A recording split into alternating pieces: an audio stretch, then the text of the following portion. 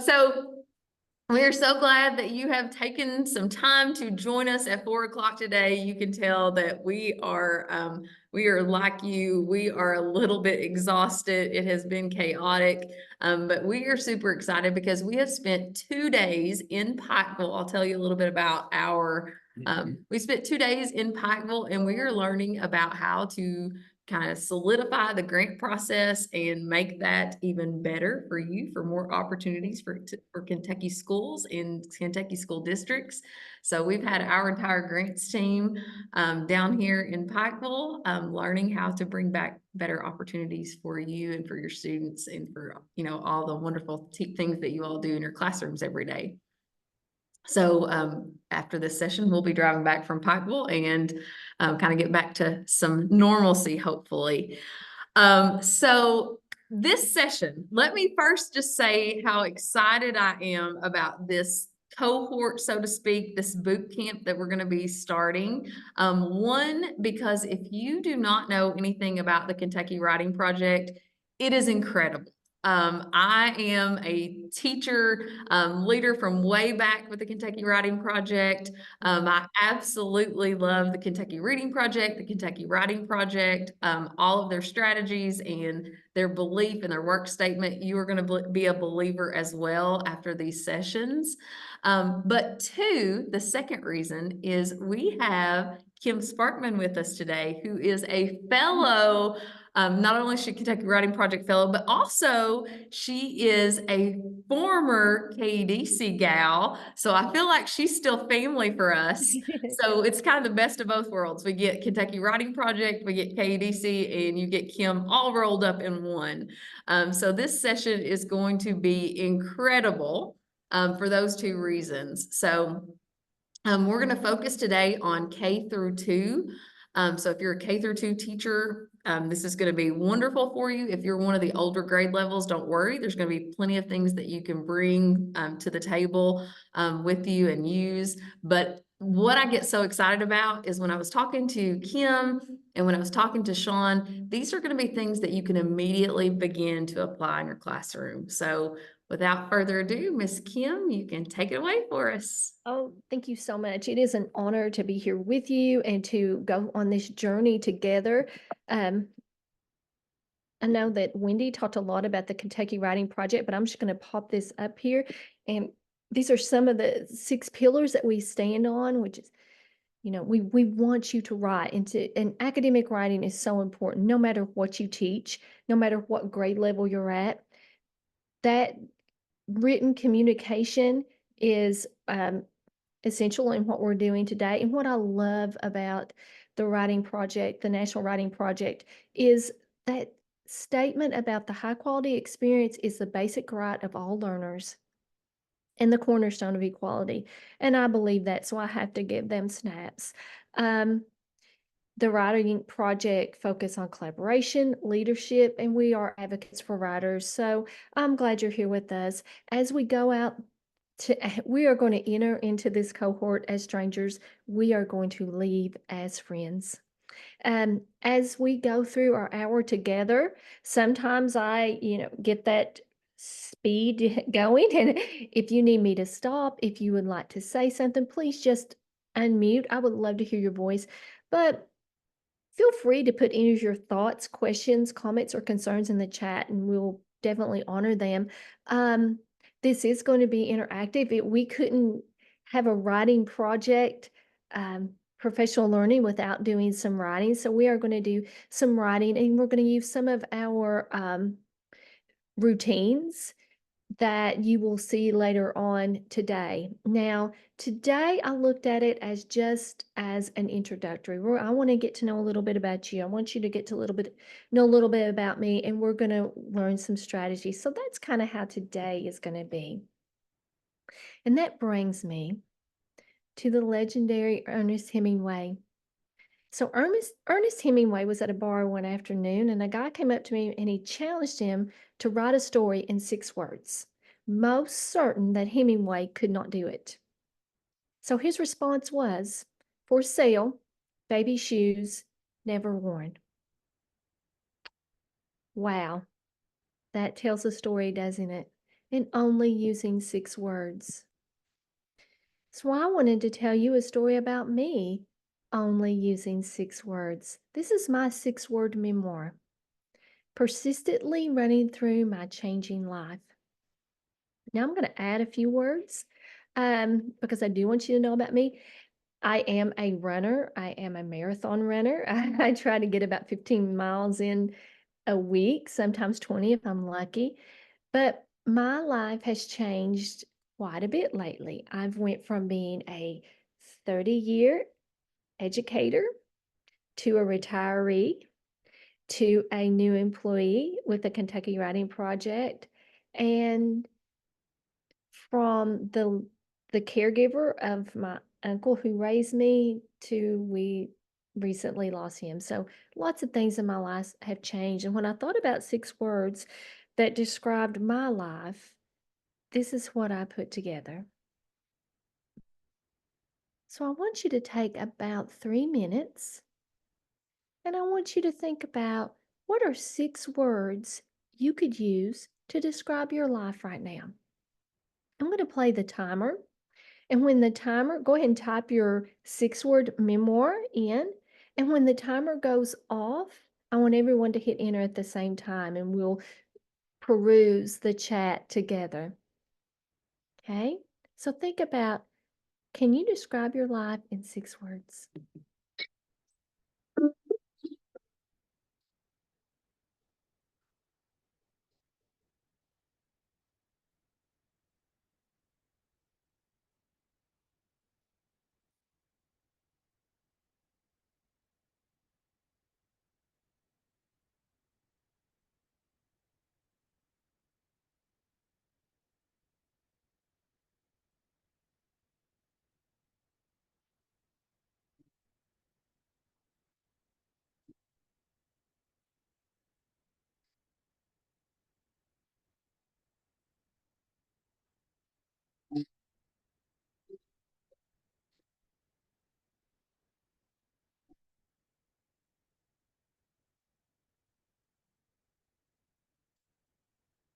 Life in 6 words.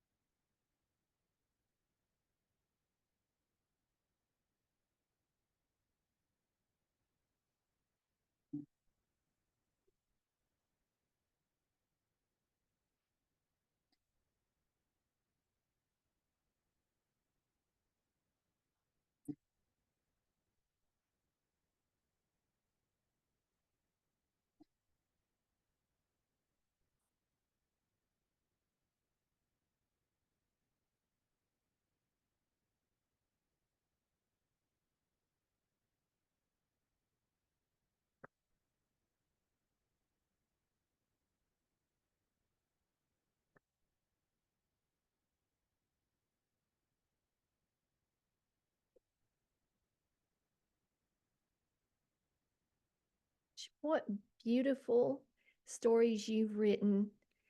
Hemingway has nothing on you all. So take a few moments and just scroll up and down our chat and go ahead and leave a comment um, for a couple of your fellow virtual participants today. Leave an emoji, leave a check. Read some of them. I see so many of them that I relate to. So many of them that have in common. I have in common with.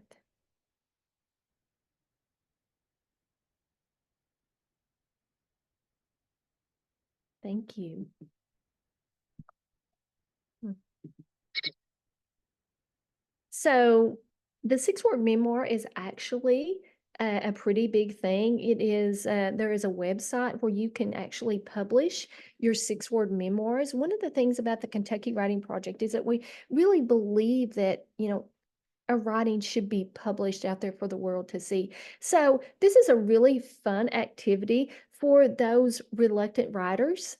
When we have those kids, when they look at an entire page to fill, finds it really quite daunting.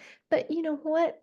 They can write 6 words about their life. And when we think about writing that 6 word memoir, how much whittling down of our thinking, synthesizing our thoughts, our word selection and paraphrase.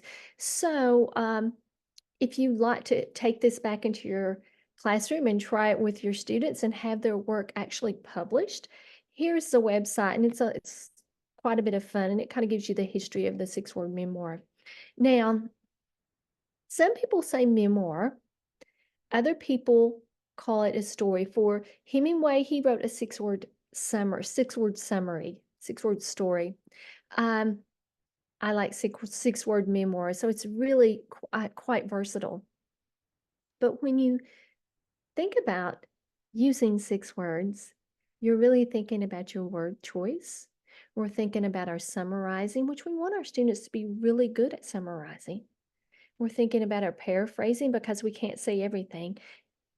Um, we're really thinking critically when we do that.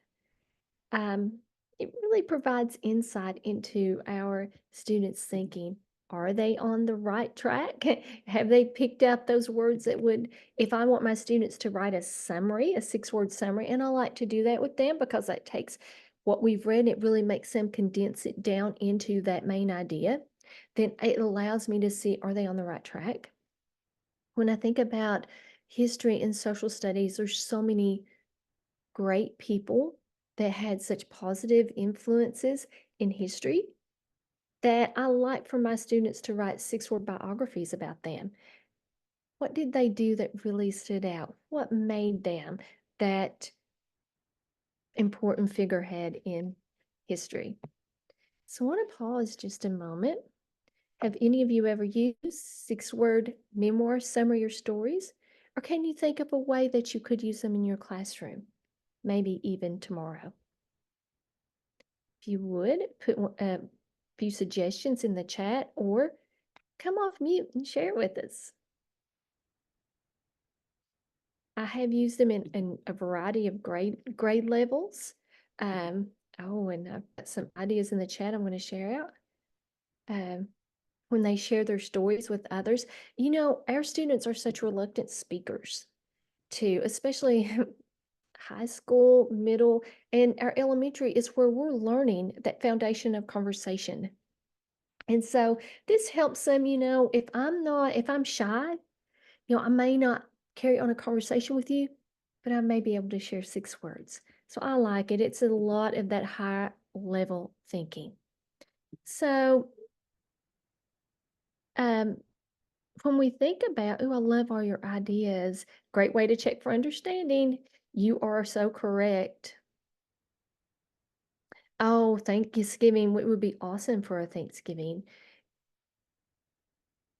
You all have such great ideas. I love them all. Summarizing a lesson is absolutely on point. I like to use it as a exit slip. I say, give me a 6 word summary of today's lesson. And that is really good for me to let me know, hey, did they get what I wanted? And to let me know where they're at. So I want you to think a few minutes. I said, we can't. I can make my computer work here. We can't let me go back here. Sorry. Um, I want us to do some thinking about an argument. So in the chat, I am going to put an argument is. So what I'd like for you to do is just access this slide deck and finish that sentence. To you, an argument is. How would you describe an argument? And it can be an argument in your classroom, and I think I have enough for everyone. So if you can just jump on a slide that no one's typing on, and I've got 40 some. If not, I'll make some more. Yeah. Yep, I have enough for everyone. So take just a few moments and go ahead and what is an argument to you? How would you describe an argument? Kim, we did have some more people enter, so now it looks like we have 7 on Oh, session. wow. Yeah, I Okay. know. You know what? I'm going to go right down here and I'm going to add some more. So you will have enough for just to grab one. I know that we never know. They give me kind of a target of 40-ish, but that's okay. Now everyone's got a slide. So I'll take just a few minutes for you to finish. That an argument is.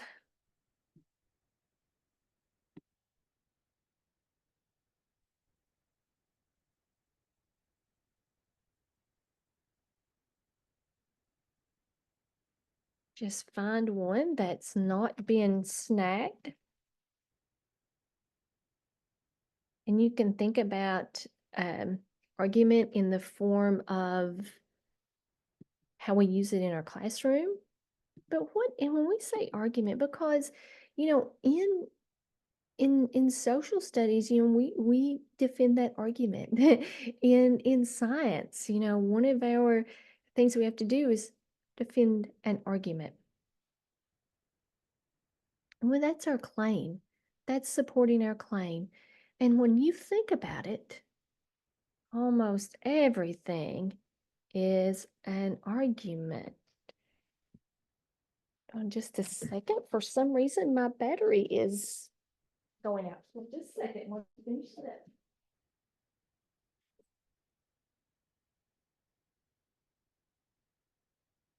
Okay, so as I'm hooking that up, I want to show you a really quick. Is this how you defined argument? Let me know if you can hear it. Just torn. I'm broken. This society can be so harsh.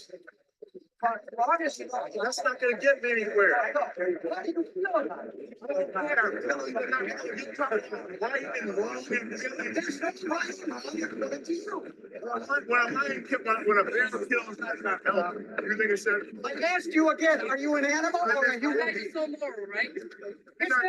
Is there the law? Wait. I'm gonna answer that question. Is a human being an animal?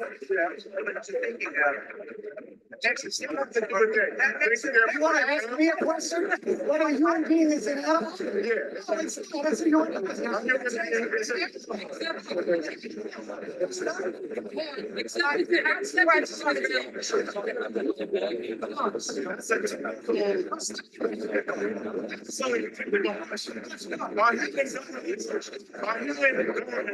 right to act like animals. Human governments act like animals. Yeah. What do you think about that? Human governments act like animals. It's the nature of the beast. You say that they're human governments, and they're supposed to be different from animals. They're said it's supposed to be different. It's not. Where's my word? The philosophy is usually incorrect, man. Where's not become this superior being that says, thou shalt be this? Question. Is that the philosophy of Martin Luther King? That's right. Why did you say, oh, fuck it, man?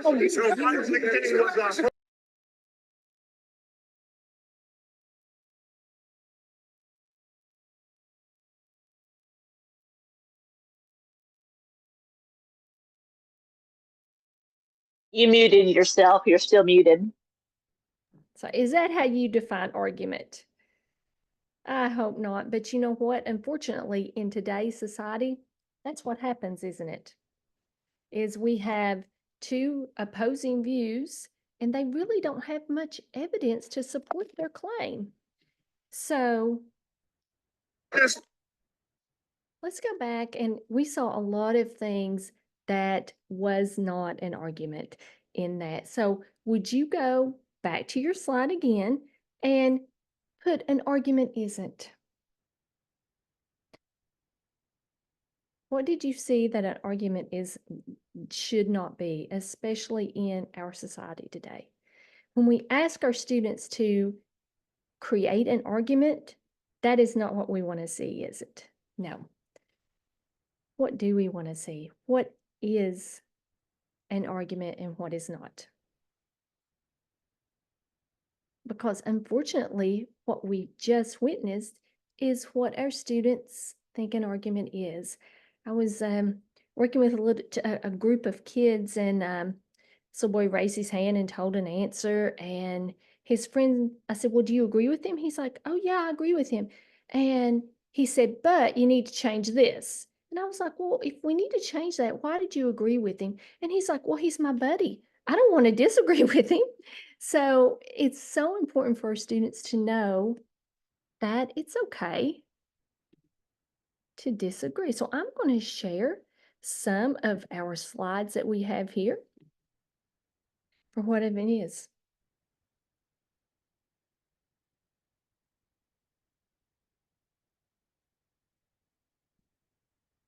These are all the things that we want our students to be able to do. It isn't pushing your ideas onto someone else. We just witnessed someone pushing their ideas onto someone else, didn't we?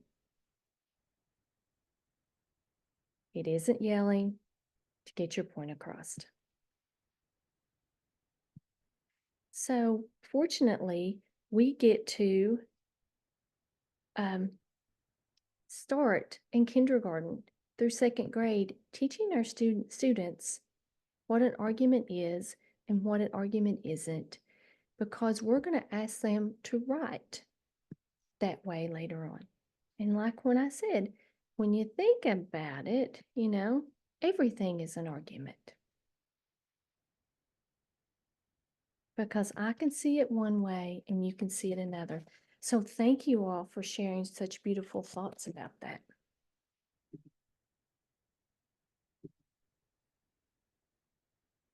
So when we think about the Kentucky Writing Project and the National Writing Project, it really follows 5 C's.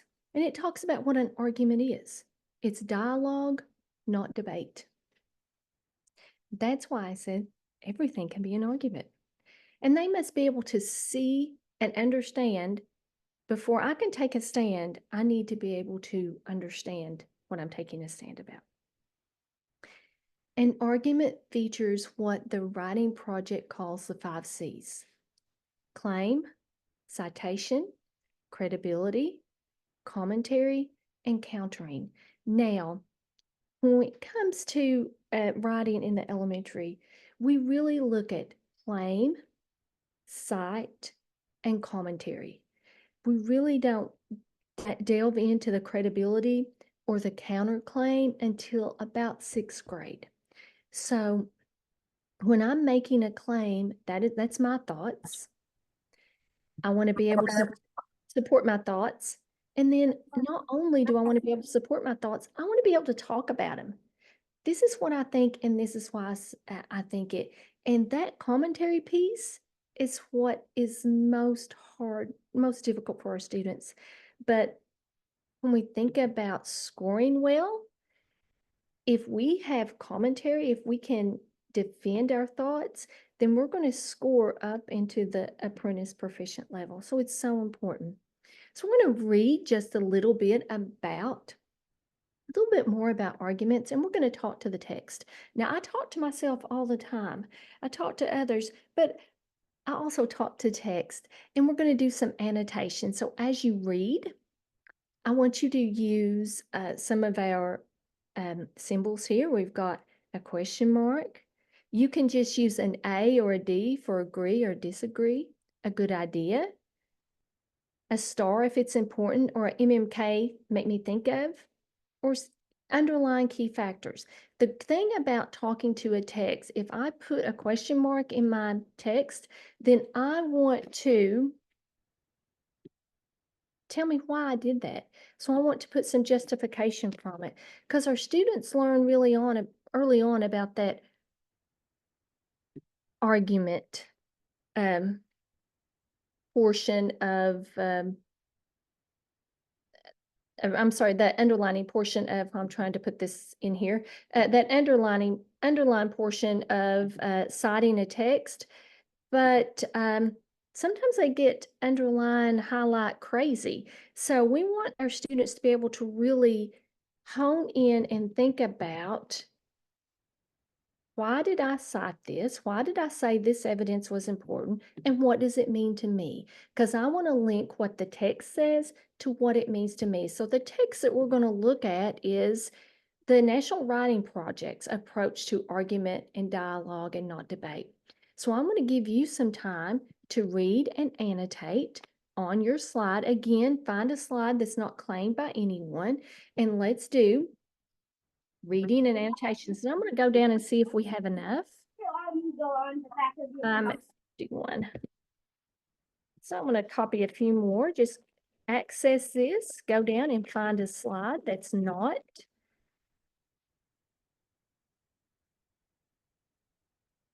No one's taken. And go ahead and talk to the text. So I'm going to leave that on the screen, our little annotations.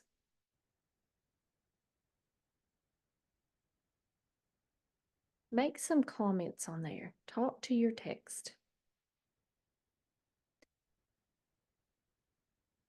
The symbols are important because that's that closed reading that we do, but I need to make a connection. Why do I have a question with this? What made me underline this part? Why do I think that's important? Why is that a key fact? If I do an MMT, make me think of, what does this make me think of? So in the margins, I can type that.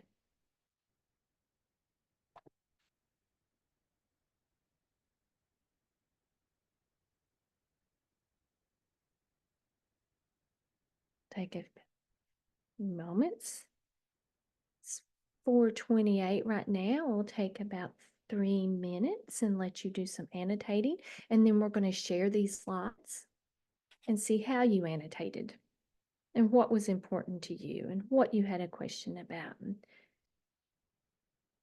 what you underlined. Grab a slide that's not taken.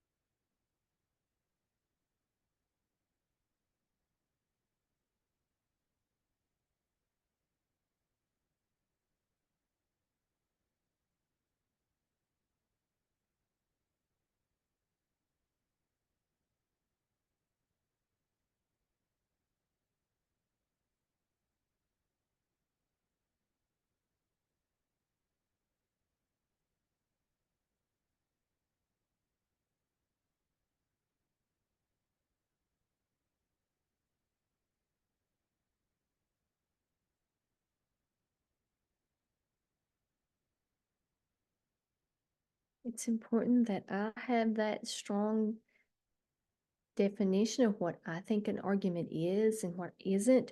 That way I can start talking to my students about what an argument is and what an argument isn't. Talking to the text is one of our Kentucky Writing Project routines. The great thing about that is that it gets our students connecting their thoughts to the text. And when they connect their thoughts to the text, then that's that commentary.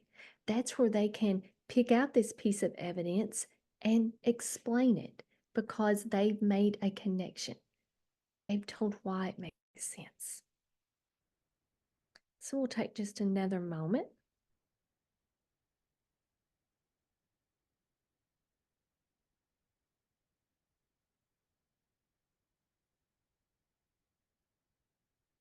And I have to be honest, when I'm reading, I talk to the text all the time. I have my pages are marked up when I'm reading for pleasure. I will annotate my pages. Like, "Oh, wow, so helps me to stay focused. So I'm going to share this, and let's take a look at some of our friends' annotations. Ooh, participants should be listening. I love that sentence because to be good at conversation, I have to be a good listener. And listening is a skill. And when we think about in the K-2 or any grade, that is something we have to teach. I also see that we've got some more people starring that. We've got an underline. Yep. Participation in a conversation is centered on our understanding of the argument. Before my students can make that, arguments is that intellectual conversation. So before my students can do that, they have to be able to understand it.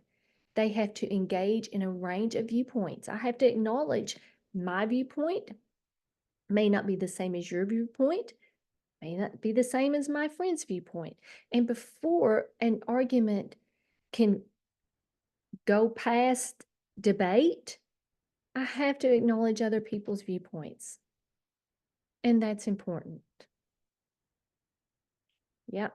We need that credibility is very important. Yep. I love that, getting that credible voice. And when we think about the grade level that you work with, not just a credible voice, but a voice. They have to have a strong voice. So I want to pause a few minutes and ask, do any of you annotate text or talk to the text in your classroom already? And if you do, what symbols do you use? Now, I change my symbols based on, I had to change my symbols based on what my students are reading. Like if I want them to make a connection, I might use MC. If I want them to find a wow, I might have them use a W. So I change my my symbols based on what I want them to do. And underlining is that great skill in first grade that they can use. But I also like the happy and the sad faces with the agreeing and the disagreeing because it's something they don't have to write.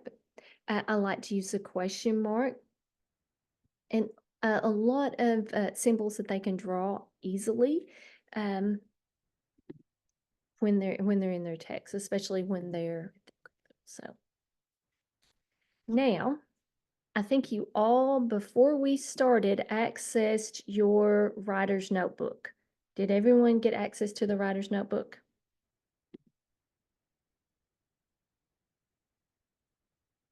Oh, I love that you said modeling is a great practice for talking to the text. That is, if you'll scroll up in the chat, I think we have the writer's notebook, but if not, I'll drop it in the chat just in a I'll moment. repost it for you, Kim. No worries. Have you got the first one that I put in there? The very first link? That's the one we'll need. I model talking to the text no matter what grade I'm in.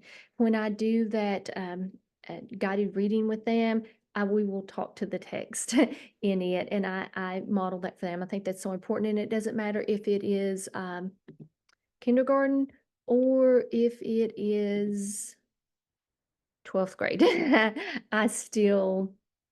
I still model it for them. So I think that's great. So I hope everybody has got access to your composition book. This book we will use throughout our sessions together, that so we can have a journal of our time, because we are going to write each time we're together. And thought this would be a nice way to keep it together. So I want you to think about argument writing. When have you engaged with argument writing in your own personal life? So I want you to think about, where do you see argument writing? When have you written something for an argument? Where does it happen in your personal life? And I'm going to just give you about 2 minutes to think about that. And I want everybody to just take about a 2-minute write in their journal.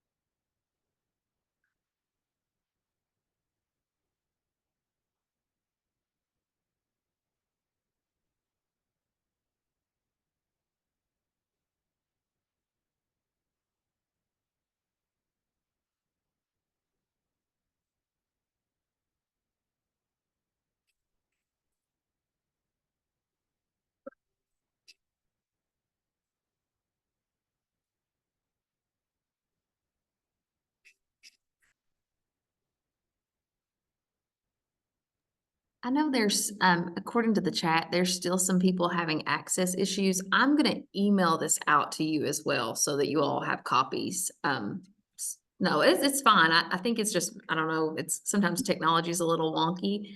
So I'll also email it to you, and then you should have access through, maybe perhaps through your email as well. Maybe just, yeah, you know how technology is. So if I email it and you don't have access and you can't make a copy, then let me know, but I'll send it out an email right now.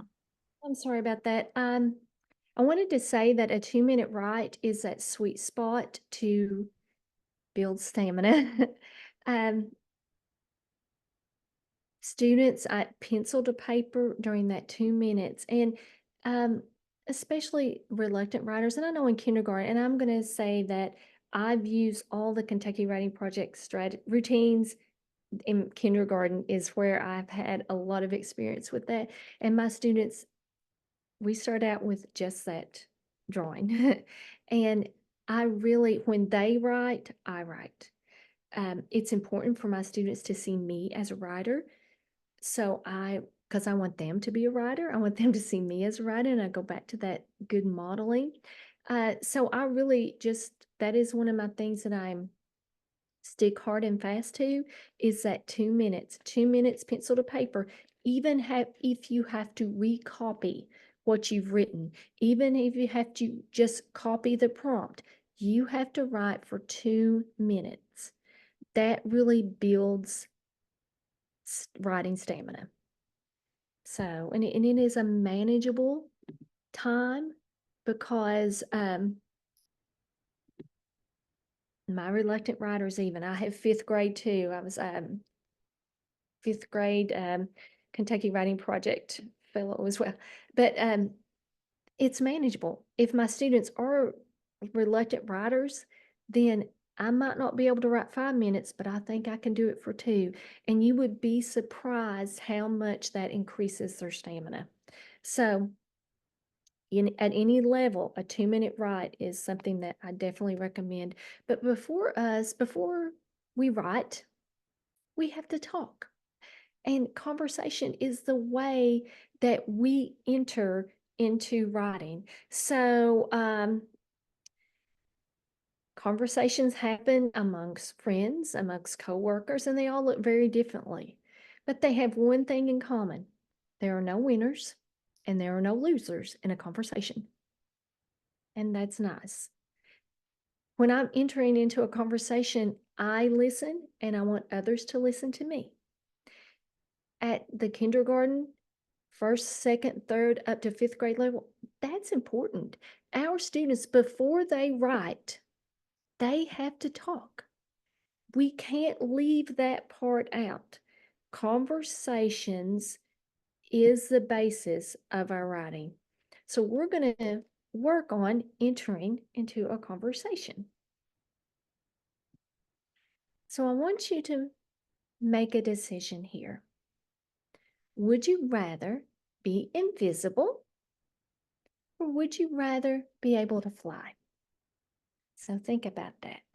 Would you rather be invisible, or would you rather be able to fly? And I want you to have a justification for that.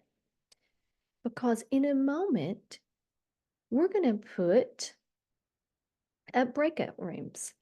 And I want you to pick, and gosh, I didn't realize there would be so many people here. So we might need to do a couple of invisible and a couple of fly breakout rooms. I'm not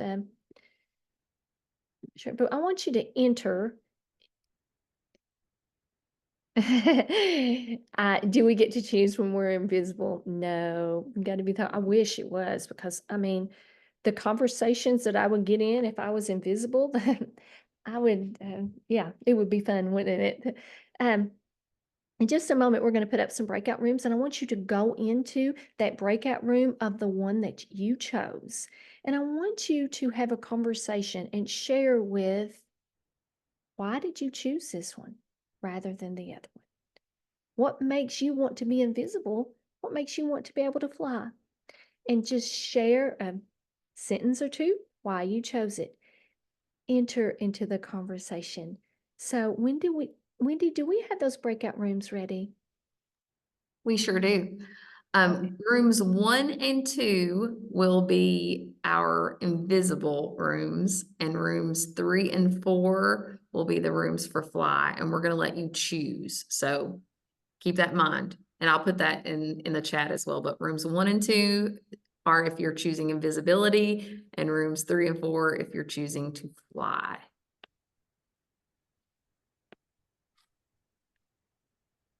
Okay.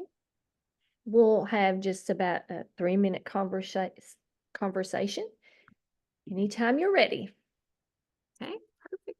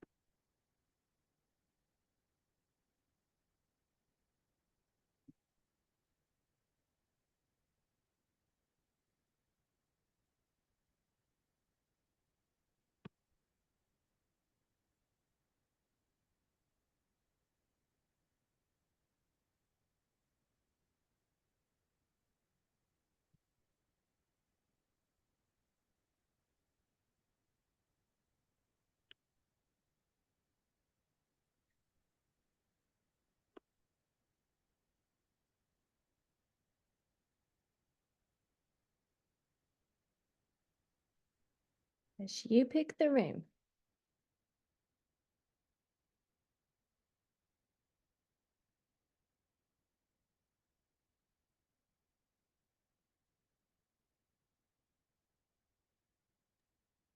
Dale, where are you wanting to go? And I can place you.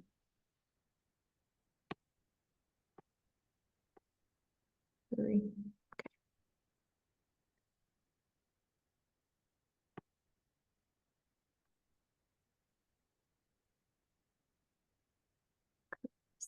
Three.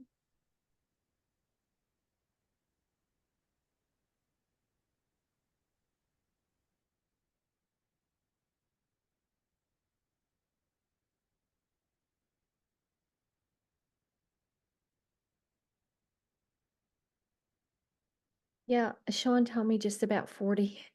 So, I had no idea. Gosh.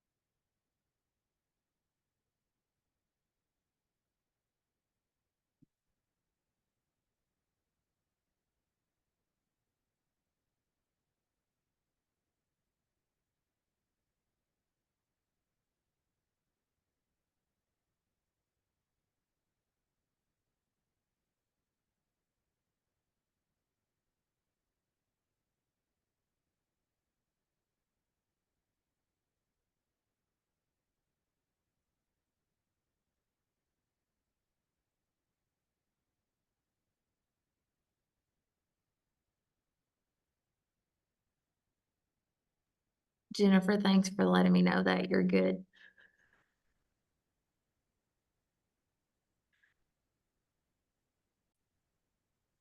Turn the recording back on.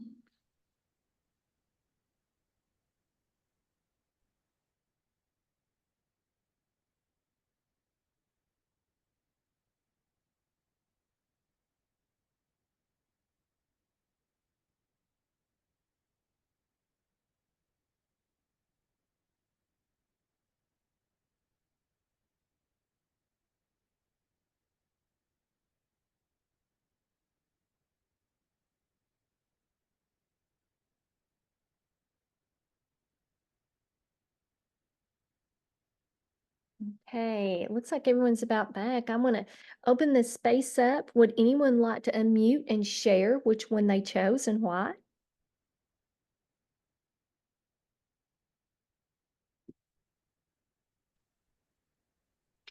I said I'll that share. Sorry. far, sorry. I live far away from my family, my mom and my sister, and I've always been a Harry Potter fan. So I had always said that I wished I could apparate back and forth, but being able to fly would be just as good. I could still get there quickly and come back home. Thank you. Anyone else? I think we had another person.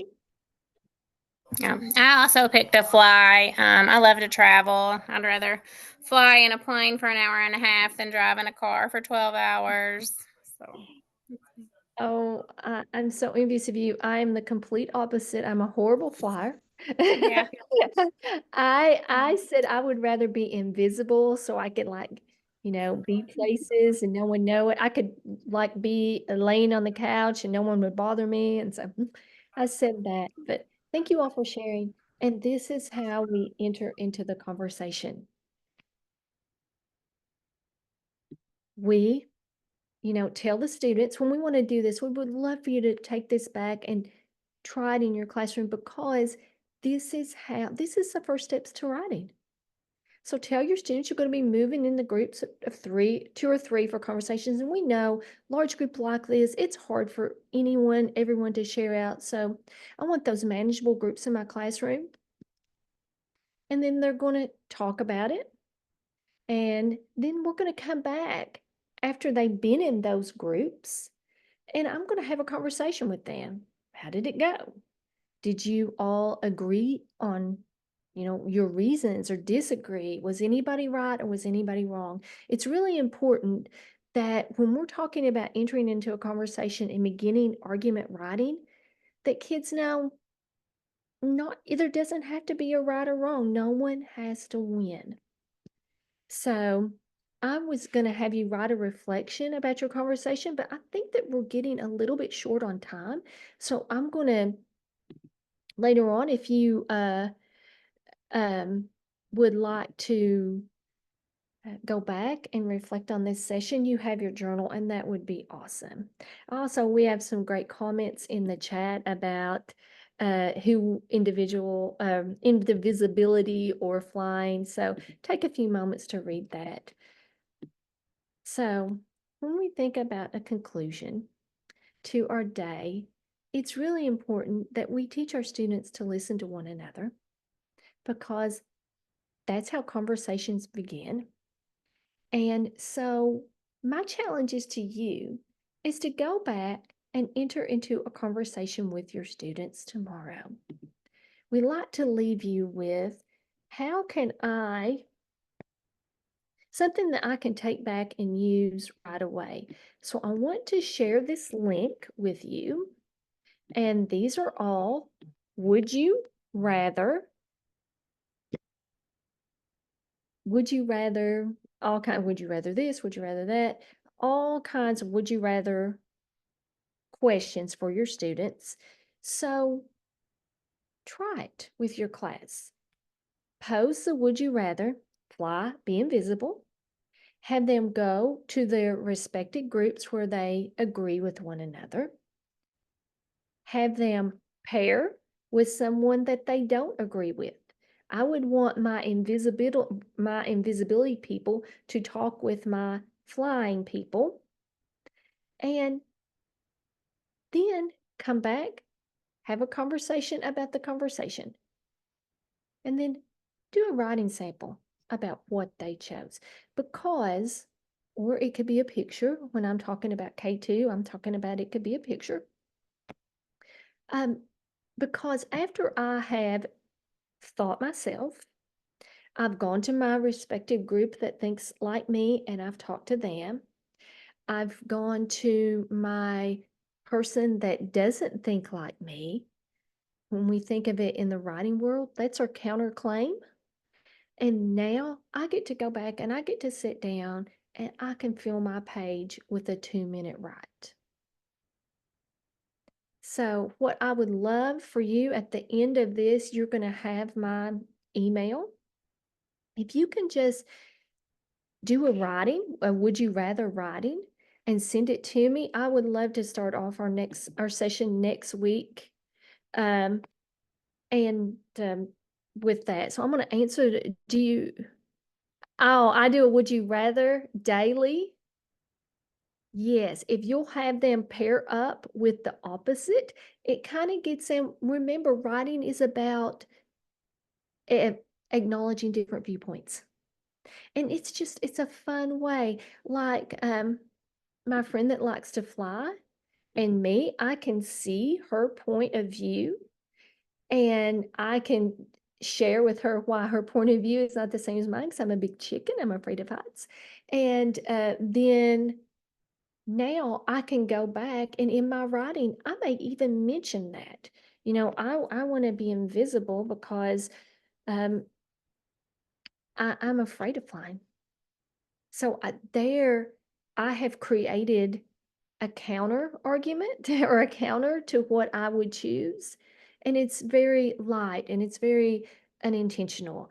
And this is the door that we open for our students. And it's fun.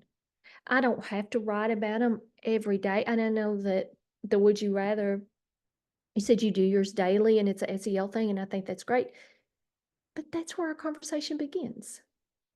And we want our conversation to begin because if we can talk about it, then we can write about it. And this is the fun way to get kids into writing about it. So we had our 6-word summary, talk to the text, and would you rather today that we've thought about. We'll visit them a little bit more as we go through our journey together. But today was just this great overview and kind of fun, light, getting started on our boot camp. But please share some of your writing samples with me and I will scan them and we'll start our next session together because we really want to see this in action. When we come back together next week, we're going to talk about some writing into the day for academic writing. This is our evaluation. Our director is Sean Justice, and she may be joining us some throughout our sessions together. Again, I'm Kim Spartman. I'm at your service anytime. And my email, please email me anytime. And if for some reason it bounces back, then just use Kimberly. So if you don't mind, before we wrap up our session together, could you give me just a couple of thoughts on what you might try in your classroom? So it's kind of like, I think if we put it in the chat and we write it down, we've kind of made a pledge to ourselves. So if you could name one that you would like to try. Okay. And I hope that some of you really get into would you rather and send me some would you rathers. And I look so forward to being with you next week. I think you're going to really enjoy next week. Thank you so very much, Kim. This was great. Wonderful, wonderful. I have went ahead and put in, I know there's all kinds of great ideas coming in of how you're going to use it, and I will link our agenda, our session evaluation in the chat once again. And what I decided to do instead of emailing you, because I know you all probably are getting sick of my name popping up in your email already in the school year. But in your evaluation at the very end, I went ahead and linked those wonderful resources that Kim has given us tonight. And those will also be on the hub. So on the Hero Hub or on the recharging block, they'll be both locations as well. So you can snag it from the evaluation tonight, or you can also put it on, find it on the hub online as well. So direct link off of both of our websites. But make sure, I know that there are almost 70 of us online. Make sure that you fill out this evaluation. Again, I know that our people that were in the recharging session the other night, I showed you the importance of completing that evaluation. That's how you get paid. That's your attendance check for being with us tonight. We're going to have a hero meeting where I kind of go over things like invoicing and all of that. We'll have that next week. And I'll kind of do the same thing. Yeah, the evaluation does say Sean Justice. So please know that it's Kim. So Sean's the director, but so you'll have either Sean or Miss Kim, but we're so glad that we do have Miss Kim leading us in this work. So thank you all so very much. I get really excited. Kim, I know Kim will follow our social media as well. But I get really excited, not just on the tweets that you're going to do tonight because the session happened, but what the work that's going to come about because of it. So if you're going to do, I know several of you said, you're going to do the 6-word story, or you're going to try some of the would you rather. Those conversations that happen in your classroom, that's what I get really excited to see, is that, like the implementation. So what that's going to look like, or, great responses, student responses. If you get a really great student that doesn't mind to be on camera, you can always video them if they have permission, and share those out too, because we love that. Thank you all for being incredible. While you all were gone to breakout rooms, I was bragging and told Kim, I said, see, I told you they're awesome. So thanks once again for proving us that you all are top teachers in the nation. Have a wonderful evening, and I can't wait. Yes, thanks, Madison. Yes, this is great. If you all need anything, we're always here for you, but Dr. Evans and I are going to get on the road and head back your direction. So if you need anything though, we'll stick around for a few minutes. Kim, thank you so much. Thank you all. I loved it. I can't wait to see. I'm just like you. I can't wait to see the studio. Absolutely. The evaluation